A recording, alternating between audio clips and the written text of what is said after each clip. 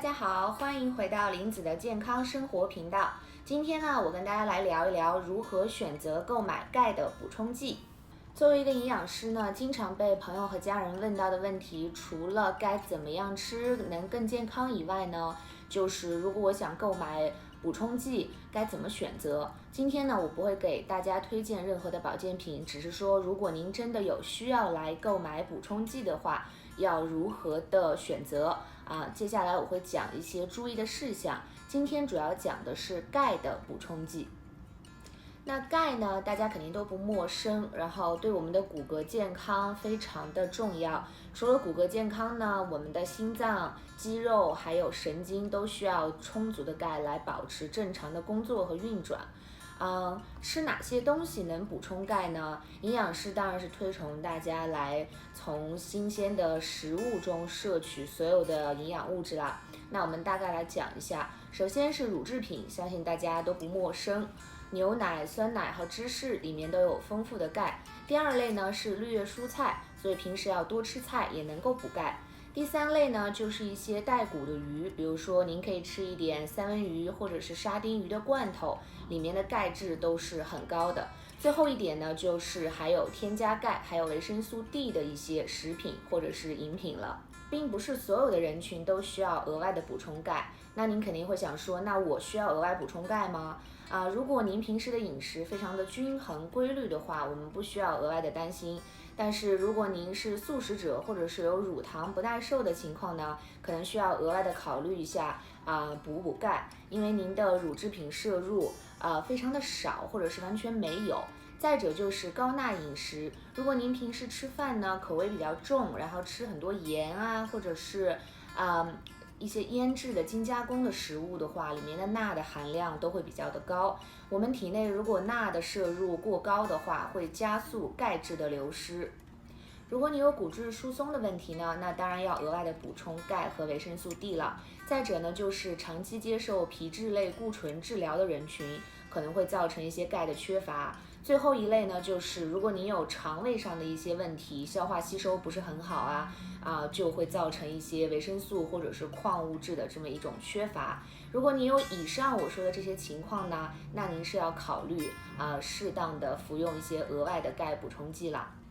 如果您真的需要购买钙的补充剂的话，接下来我说的这几点希望对大家能有一个帮助。首先呢是钙元素的含量多少，因为我们购买的钙补充剂呢是以各种各样的形式存在的，比如说像碳酸钙、柠檬酸钙或者是葡萄糖酸钙等等。其中钙元素的含量呢并不是100%的，而钙元素有多少才是我们身体真正需要的。举一个例子给大家，比如说如果您的钙补充剂呢是碳酸钙的形式，有1000毫克的剂量，那其中钙元素的含量呢是40%，所以您摄入的钙元素本身呢为400毫克。第二点呢就是要看您是否耐受您购买的补充剂。总的来说，钙的补充剂呢还是比较安全的，只会有一些轻微的副作用，像胀气或者是便秘。其中碳酸钙呢是最容易导致便秘的，而且它需要胃酸来消化吸收，所以说您如果买的是碳酸钙的形式呢，可以喝一杯橙汁来服用您的钙片。老年人群的胃酸分泌呢会越来越少，所以如果您是给自己的家里的长辈来购买钙补充剂的话，我建议您可以选择柠檬酸钙的形式来替代，会更好的消化吸收。第三点需要注意的就是，如果您正在服用一些药物的话，您要先确保您服用的药物跟额外的钙补充剂不会发生相互的反应。研究表明呢，钙的补充剂可能会和高血压药、甲状腺方面的药，还有抗生素等等产生一些作用。所以如果您正在服用这些药物的话，一定要先和您的医生沟通，确保没有任何的副作用或者是相互作用之后再开始服用。第四点呢，一定要保证是品质过关的产品。有时候我们会看到一些产品的营销，可能讲的天花乱坠的功能，有非常非常多的功能，那这种呢我们就要小心了。如果您是要购买一些海外的品牌，或者是您不太清楚的牌子，建议大家提前的做一些功课，然后等一下我会列出来几个网站，可以帮助大家查询，确保您购买的产品是合格的。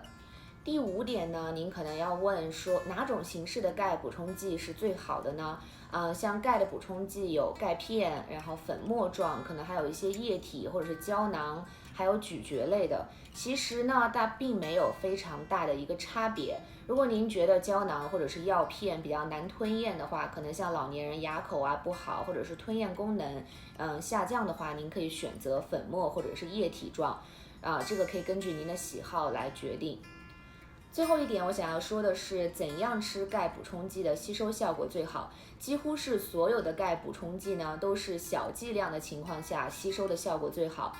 指的是，比如说您买的是钙片，那一片小于500毫克的剂量。如果您的钙补充剂呢是每日只需要服用1次的话，而一片就是1000毫克，那就属于大剂量了。其实您吃下去反而不会全部被吸收，就达不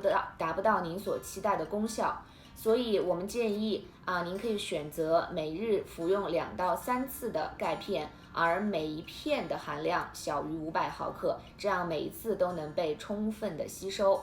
我们建议在吃饭的时候服用您的钙补充剂，有一个特例呢是柠檬酸钙。如果您买的是柠檬酸钙的补充剂呢，空腹的时候吃效果也非常的好。一般像我之前讲的老年人或者是有肠胃吸收问题的人，我们都推荐柠檬酸钙的形式，这样不会因为您的胃酸不够或者是其他的情况导致补充进去的钙不被吸收。今天关于如何购买钙补充剂的内容呢，就到这里了。如果大家有任何关于健康或者是营养感兴趣的话题呢，都可以给我留言，之后会给大家推出更多有意思的视频的。感谢大家今天的收看，我们下次再见吧，拜拜。